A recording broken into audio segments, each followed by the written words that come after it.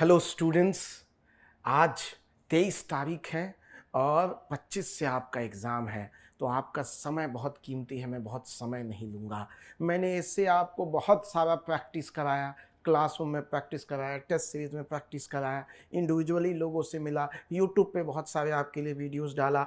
अब मैं कोई वीडियो आज नहीं डाल रहा हूँ, बस अंतिम में मैं आपको गुरु मंत्र दे रहा हूँ कि अभी तक का समराइज क्या होना चाहिए। जब आप एग्ज़ाम हॉल में बैठें तो किन बातों का ध्यान रखेंगे, इससे में मैं बस वो कहने जा रहा हूँ 3 से 4 मिनट में। आपका बस 4 मिनट चाहिए मुझे।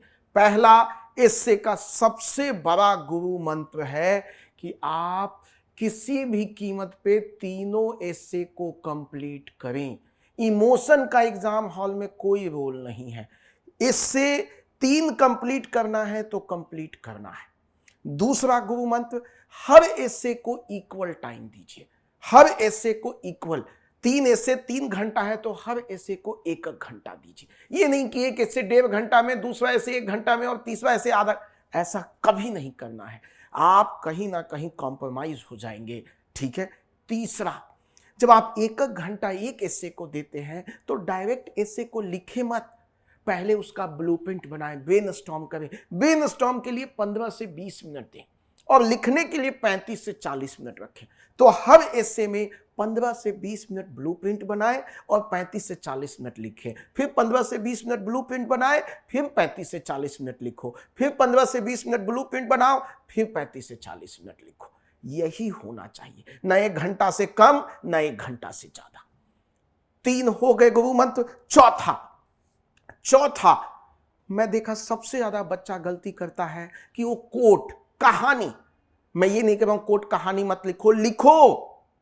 कितने लिख सकते हो? कोट 3-4 लिख सकते हो, कहानी 2-3 लिख सकते हो, लेकिन मैं फिर कह रहा हूं लेकिन कहानी जो लिख रहे हो क्वेश्चन से मैच करना चाहिए। क्वेश्चन में जो शब्द हैं उसके अनुसार होने चाहिए। कोट क्वेश्चन के अनुसार होना चाहिए। ये नहीं कि क्वेश्चन कुछ कह रहा है, कोट कुछ कह रहा है, क्वेश्चन कुछ कह रहा है, कहानी कहीं और जा रही है। एग्जैक्ट सेम होना चाहिए। ये नहीं कि एकदम दूर दूर तक कोई फासला। 19-20 का फासला समझ में आता है, 10-20 का फासला समझ में नहीं आता है। इसलिए क्वेश्चन से मैच कराइए।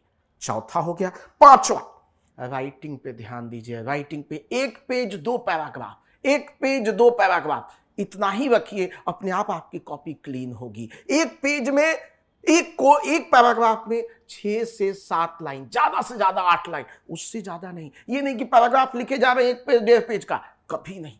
इसलिए 1 पेज 2 पैराग्राफ, इतना फॉर्मूला रखिए। 6 से 6.5 पेज लिखिए, मोर देन एनफ है। इमोशन का कोई लेना देना नहीं कि मैं 10 पेज भर दूं, ऐसा मत कीजिएगा। ठीक है, आपका कोई ना कोई क्वेश्चन छूट जाएगा।